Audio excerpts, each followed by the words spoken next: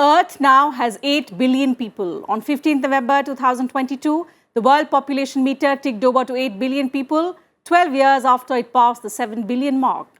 Humanity is expected to add another 1 billion people in approximately 15 years, that is by 2037, taking the global population to 9 billion and another 22 to pass before 10 billion in 2058. The United Nations hailed the 8 billion figure as a milestone for humanity, a testament to the achievements resulting in longer lifespans, reductions in poverty, advancements in healthcare, declining maternal and childhood mortality, and expanded access to education. At the same time, it also sounded a note of caution, pointing towards the challenges rapid population growth poses to progress in social and economic development, leading us to the question, what does population growth mean for sustainability? And that's the global debate.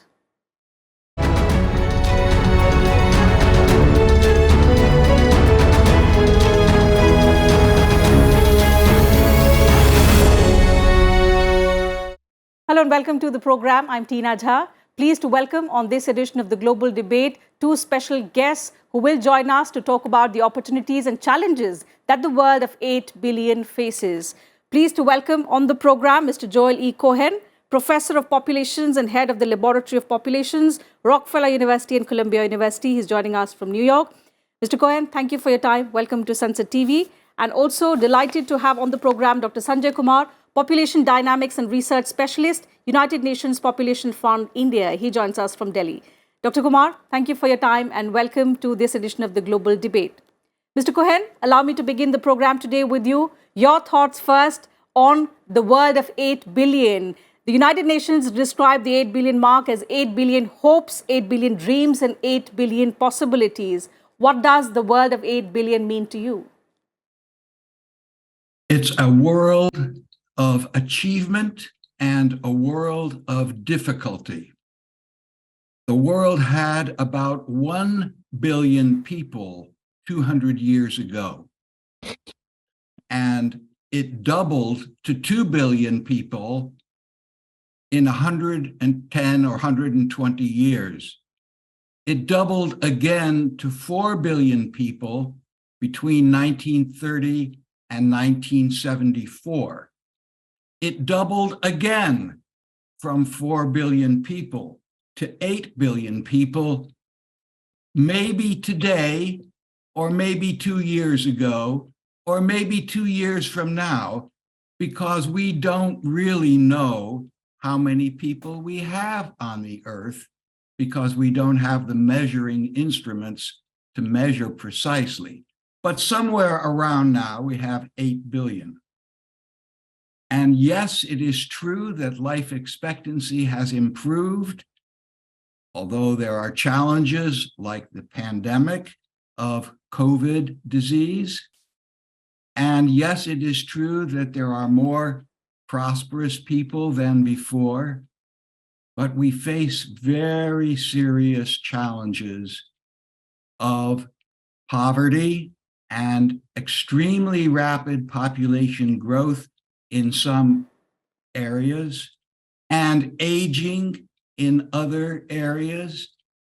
And we face challenges of negotiating and getting along peacefully with our fellow human beings. I'd like to emphasize one specific point about feeding the future of humanity.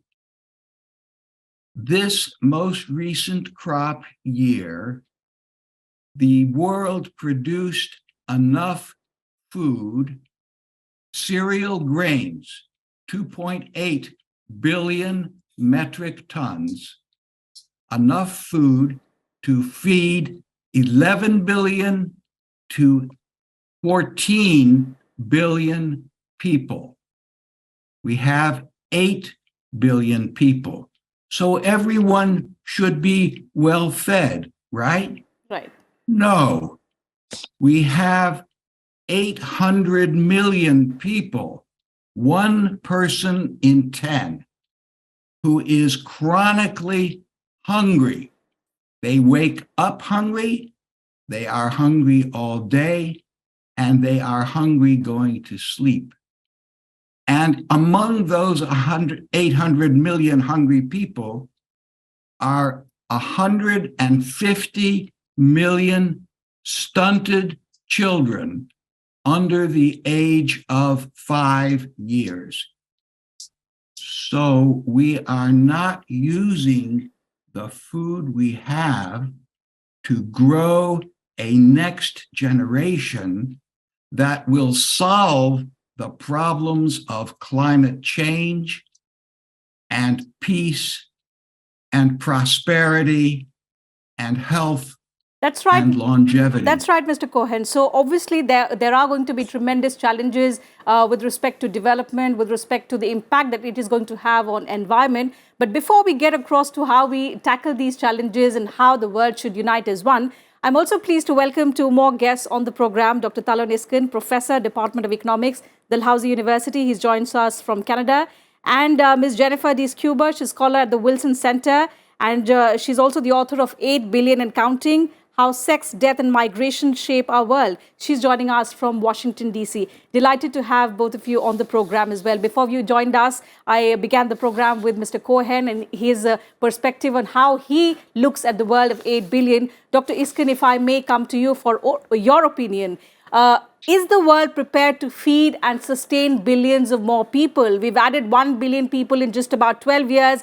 In the next 15 years, we will go from 8 billion to 9 billion. How prepared are we? Is it a positive sign or is it a catastrophe that we are headed towards? Thank you so much for having me on the program. I think I would like to come back to the previous point that's made. I think the planet is doing what it can. It's producing the food that we can actually consume and feed the world. But there are several issues here that are of critical importance. One is what type of food is being produced and who's actually eating this food and where that food is going and how it is distributed. I think those two issues that are critical to this debate needs to be on the table without thinking too much about catastrophic scenarios. We can put ourselves into a situation where we are going in the catastrophic pathway, where we can actually make solid decisions, sensible scientific decisions to put ourselves on a track that is sustainable. What do I mean by that? First of all, what we have is very, very unequally distributed. You have on one side of the distribution people who are overfed, and some of them are actually nutrient deficient, but nevertheless, there is a world population that is obese, and they're actually consuming excessive amount of nutrients. On the other hand, side of the distribution, you have a world population, significant segment of the world population that is undernutrition. They're in below recommended intakes of calorie intakes and so on and so forth. So there is a distributional dimension to this question that needs to be addressed, that we're not talking about an average citizen on this planet that's consuming that what we have today. The other issue that we are facing, and that's very critical for the sustainability question, what type of foods are we consuming and where are these agricultural feedstocks are going? And we are, I think, increasingly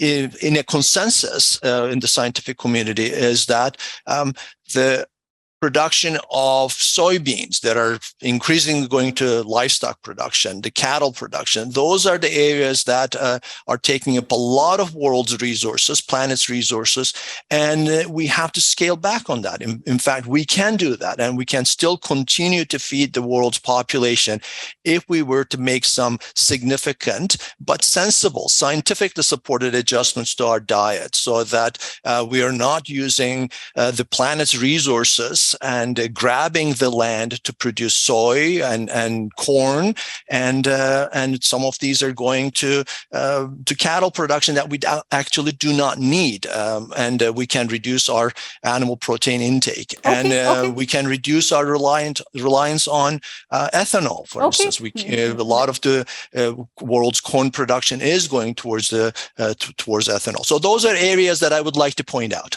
Certainly, these are important aspects, Dr. Kumar, that Dr. Iscan has highlighted, and of course, these will be bigger challenges for the world to now look at. The fact is, do we need to revisit the policies that have led to overconsumption and resource pressures, particularly on the lower and middle income countries? That's one part of the question. And the second aspect that I would like your opinion on is India's position in the global population trend. So we will be overtaking China as the most populous country somewhere around 2023, that's next year.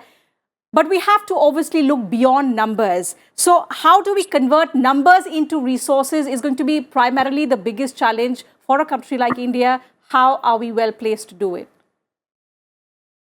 Thank you, Teena. Actually, let me take your second question first about the population of India. Yes, this is true. It is increasing, and it's going to, in terms of number, going to surpass China next year. That's true because everyone knows population, even with the low fertility, the number increases. Same thing in India. We have achieved a TFR of 2, which is below replacement level of fertility in the year 2020.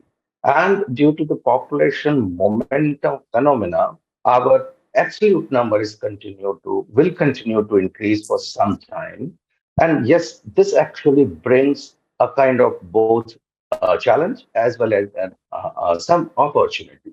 Let me dwell upon what are the challenges and what are the opportunities.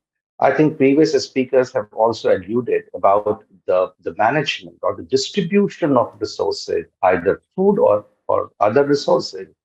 And I think same problem, what we feel in our country is also we see wide disparities in terms of gender, wide disparities in terms of geographical areas, and also among different strata of the society. I think the need would be is to actually have policies, programs to reach out. And I'm saying this one is that our current government has actually come up with a special program to empower marginalized section of the population. Mm-hmm. And that will help these marginalized section of our population to be mainstream into the larger society. So those aspects, these are the challenges which we have to deal with. And I think there are policies. We have to see how it is implemented and how much effective they will be to reach out to their goals for which they are formulated. Let me also tell you about few another mega trends in demography, which we see as an opportunity. Because of the decline in fertility, our younger population or population of children is going down in terms of number as well as in proportion. And as a result, we have a bulge, which is called youth bulge. And also we anticipate that the working age population's proportions will also increase. Today, it is around 60% of the population 15 to 59 years, those who are in working age. And in future, they will further, in terms of number as well as in terms of percentage, they will increase. So it is an opportunity, but we also know, and we call it demographic dividend, but this demographic dividend is not automatic. One has to plan, one has to act now to reap the benefits. That's right. Another dimension of demographic dividend is very pertinent for our country, which is a low female work participation rate. Because unless and until women coming into future in working age is not contributing to economy, probably we will not be able to reap the full benefits. So what we need is the skill development of the people, for which there are certain programs, but I think we need to do a bit more to Absolutely. I think going forward, the focus has to be on how to develop human capital, utilize this window of opportunity of demographic dividend that lies before India, because this opportunity is going to be limited. So we'll come back to all of these aspects in just a moment, but let me go across to Ms. Jennifer. She's written a book on 8 billion and counting, and perhaps since you spoke about the population trends, let me ask Ms. Jennifer a related question. You know, the world of 8 billion looks very different from the previous population milestones. There are disparities, there are imbalances. We've spoken about the resource pressures, but how big a challenge is this demographic imbalance? So some parts of the world, the population is rapidly declining. In the others, the population is growing immensely. And as a result, the pressure on the resources is going to be, of course, critical. So the imbalance that is also taken the world over this time around as we have touched the 8 billion mark. I think you've hit it exactly. When we think about last century, it was one of exponential population growth, going from 1.6 billion at the beginning to 6 billion at the end. And even though we've already added another 2 billion this century, as you mentioned, it's really about digging into where those 8 billion people are and what it's like on the ground there. So if we look at a country like Japan on one end of the spectrum, if we lined everyone in the country up from youngest to oldest and asked that middle person to raise their hand, the person would be 49 years old. But if we did the same thing in Nigeria, that person would be 18. And so I think our challenge right now is to hold multiple truths in our head at once when it comes to population. And that's really difficult because that's just often not how we think. We don't have the time and the resources to do that.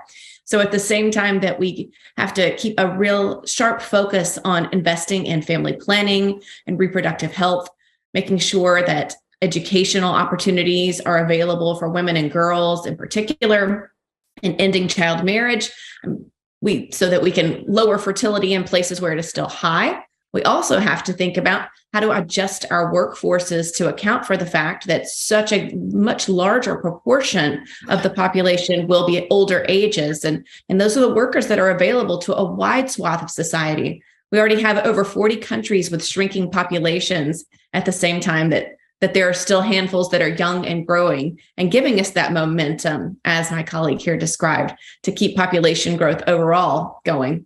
But I think the key segment for us to really focus on when it comes to the health of the planet overall, thinking about sustainable development, is that 6 billion people in the middle. So we have these countries at the extremes, but that 6 billion at the middle that already has relatively low fertility, like India, but that has those young and growing populations and will have much greater needs for energy usage. We expect to see diets change and see much more pressure on not even just the local environment, the global environment as well. And so we have to really focus on how to meet those needs and make sure that people's quality of life is improving, but in a way that is sustainable for them where they live. Mr. Iscan, taking on from what's been discussed so far, population growth in countries like India may be a positive sign for in terms of economic output. But if we look at the other impacts, especially with regard to environmental impacts, climate change, and our strategies, does an increasing population also call for a change in climate strategies? We've already been struggling with the adverse impacts of climate change the world over.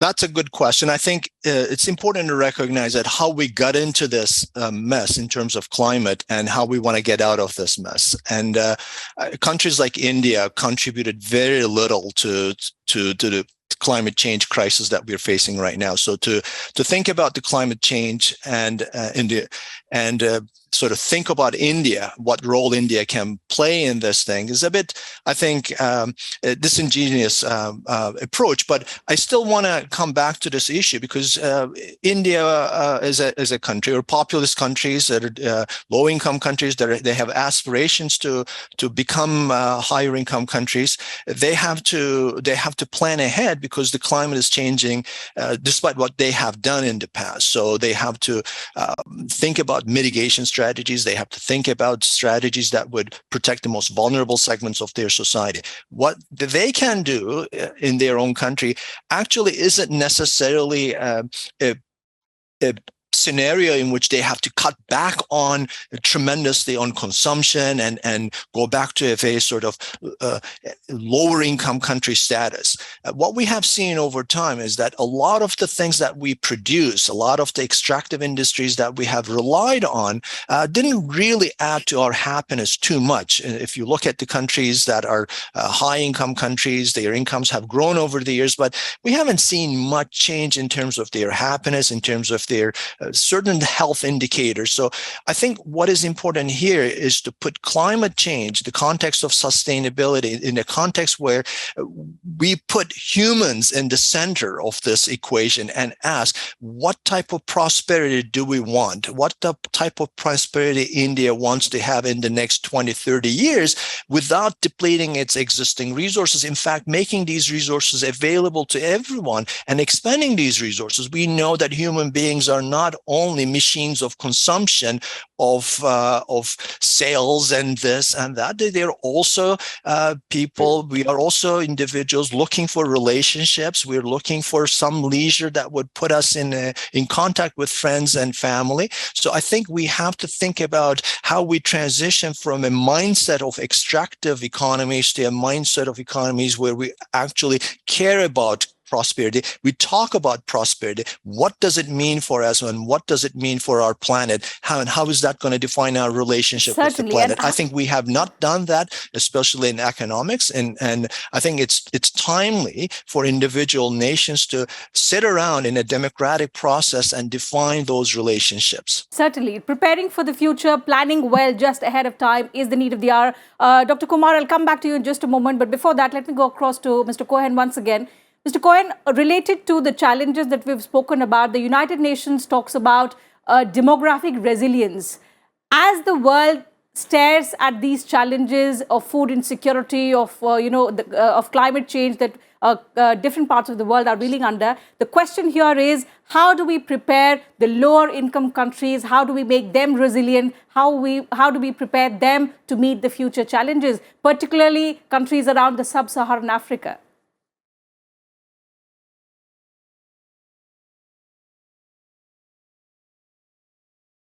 Of sub-Saharan Africa have the highest population growth rates and the youngest age structures, as Dr. Sciubba said, and the greatest challenges.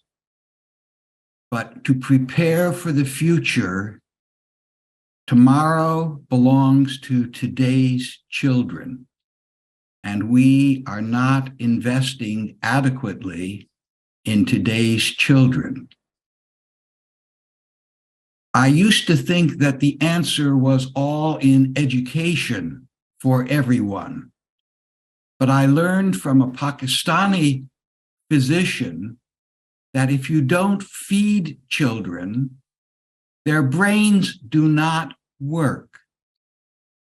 And undernutrition of children is a challenge across South Asia, but even more so in Eastern, Western, and Central Africa, where as many as a third of the children under 5 are stunted from undernutrition.